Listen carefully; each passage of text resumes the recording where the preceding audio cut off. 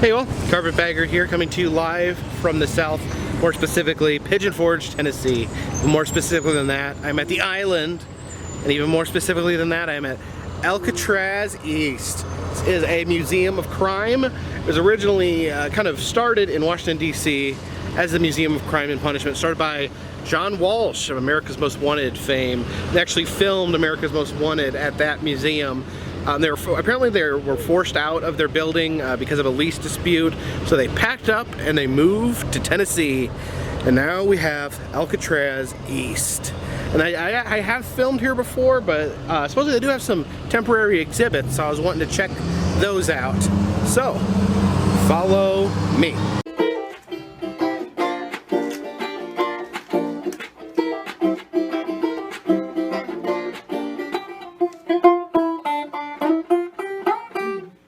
You can see the criminals trying to escape, crawling out the side. Oh, but at least they have their Christmas decorations up.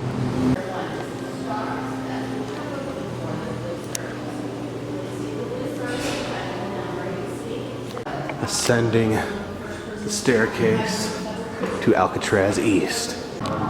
Good old torture room. Looks like we got a pirate section here. Some infamous pirates. I don't know if there's supposed to be any pirate in particular. I don't think he's terrifying enough to be Blackbeard. Some pirate flags. Blackbeard always has the most amazing flag. There's no denying that.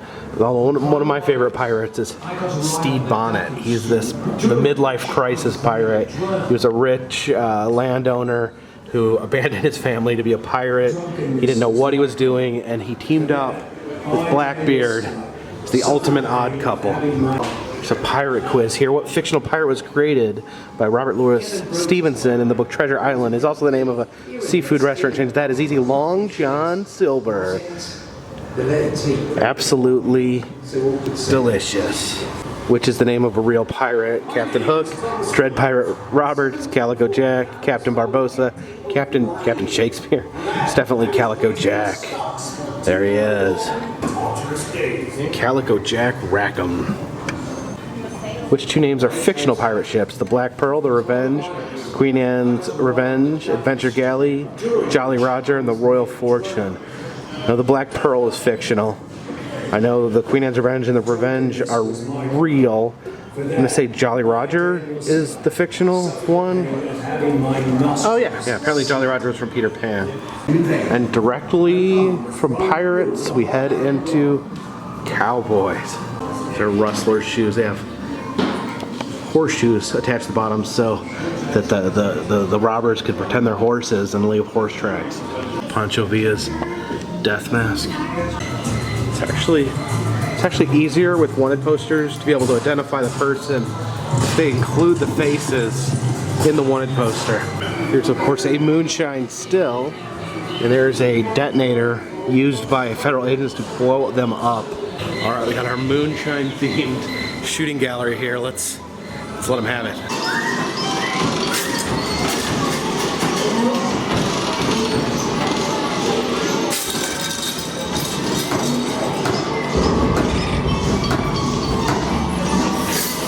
This is a cool gun. This is Scarface's gun from the movie. I guess technically it's his little friend. There's D.B. Cooper ready to do a backflip out of the airplane there. Bernie Madoff's personalized Louisville Slugger. All right, here's the murder section. Now, autographed baseballs are often worth a lot of money depending on who autographed them. So how much is a baseball autographed by Charles Manson? With all these horrific artifacts. I wonder what they're hiding behind this little alcove right here. Yep. Gacy's clown costume. Ugh. Sir Tex Watson's fingerprints here on a fingerprint card. Now, a lot of people don't know who Tex Watson is, but if you know anything about the Manson murders, some feel, myself included, that Tex Watson was the real mastermind. The infamous University of Texas shooting. Here is the rifle that Charles Whitman used. It's a really horrifying incident, but what really makes it strange is He said that the reason he did it was because he couldn't get his headaches to stop. This is supposed to be Martin Luther King Jr.'s death mask. It says on the sign there, the mask is said to have been commissioned. I don't know. Looking at that, I mean, is it normal for death masks to be made with the eyeballs open? It's very, very awful memorabilia here. This is white supremacist paraphernalia. And this noose right here was used in a 1920s lynching with some unsolved murders such as the Black Dahlia and Jimmy Hoffa. And Natalie Holloway, I guess technically is unsolved, even though we know exactly who murdered her. Here we have our forensic lab. Yes, this is where you find the trajectory of a bullet. I would not want to be shot in that trajectory. Ouch. Here is an interactive autopsy. You can look at the different wounds. Like a bullet wound there, stab wound there. This guy had a rough go of it. They make their employees dress up like prisoners. I don't think I'd enjoy that. The morgue. It says these morgue doors do not open. I think it's just too tempting to try to open the morgue. There's a temporary exhibit about some local crimes. Here is the most notorious local moonshiner, Popcorn Sutton. It looks like they have some items from the Buford Pusser Museum. It's like a fake gun made out of rags. Some shanks there.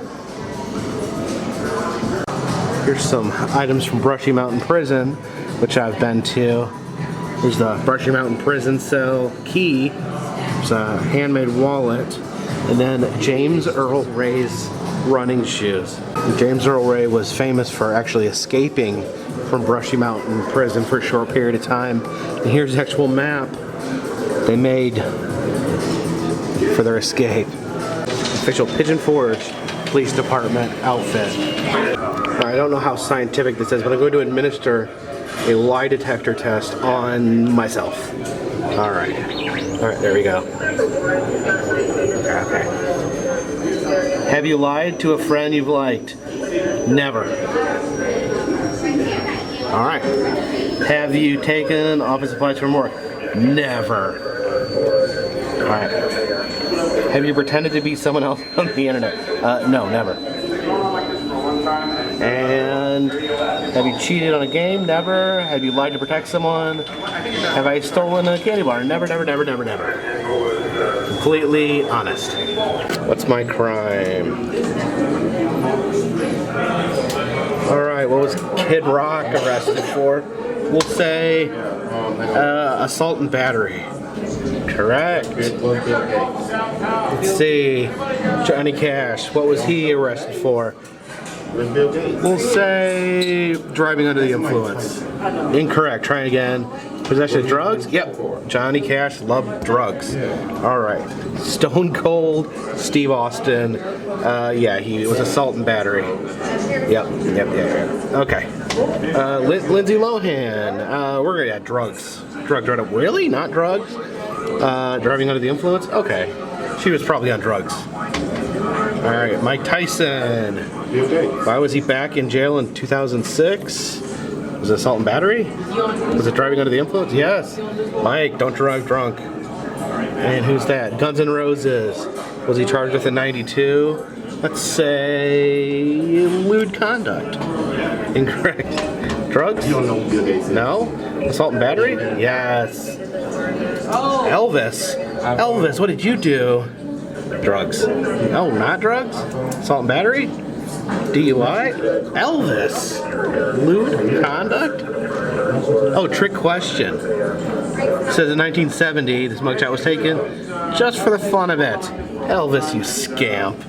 And yes, shanks for the memories.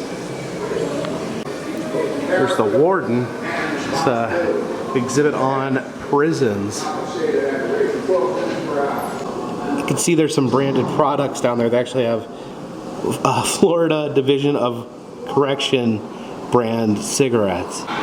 It's an iron helmet used in a prison escape. Yikes.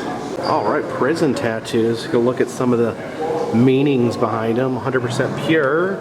100% pure racist, apparently. Okay. Oh, what's a little ship mean? See, the wearer is willing to come along with an escape plan. Got a tombstone. Plus a number of years inside marked on the tombstone. A butterfly. That's nice. This is the wearer is trustworthy and an escape artist.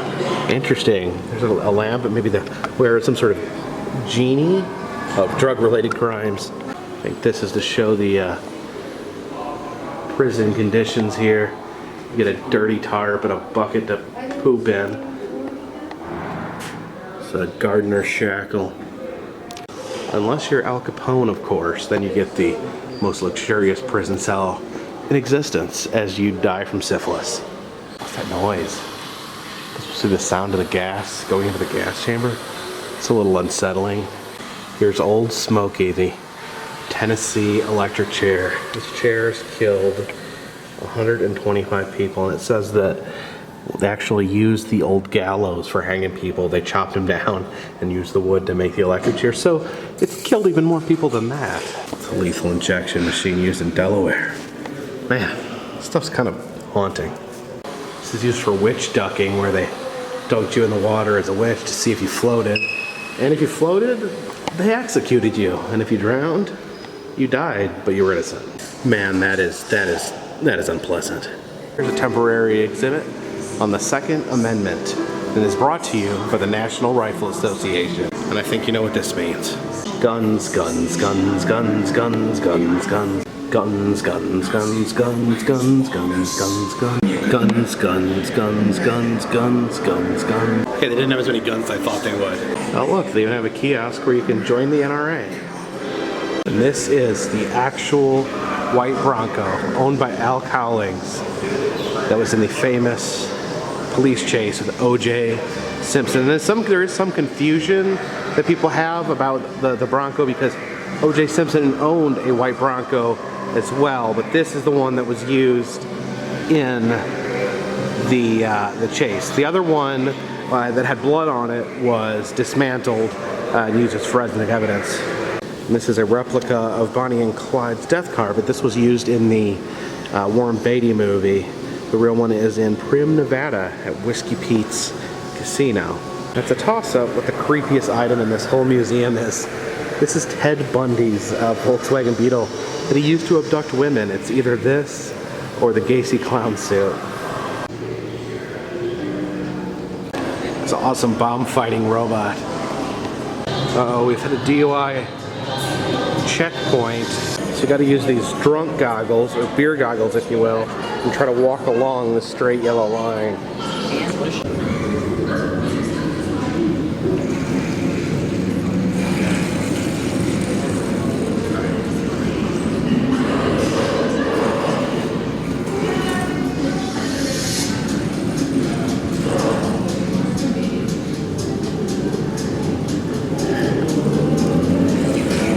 Nailed it. What's inside your medicine cabinet? And in other cases, people actually decide. Oh, counterfeit drugs, apparently. Here's a bunch of counterfeit items. Counterfeit bottled water. Here's some counterfeit video game equipment, including a Wii Me. And yes, this outfit from Gangs of New York is very, very creepy. So that was Alcatraz East, and I just want to make it clear, I think this is an amazing museum. I feel it's one of the best collections of true crime artifacts that you can find anywhere. That being said, the temporary exhibits were very lackluster. It was just a few items, a few displays, not really even a full exhibit like you'd expect in a museum. So while I would recommend the Alcatraz East to anyone to check out, I would not return specifically to see the temporary exhibits. Very meh. But But definitely check out Alcatraz East yourself, especially if you're any sort of true crime fan. I appreciate you guys watching. If you'd like to see other museums, other roadside attractions, other interesting places I've been, please check the interactive map in the description.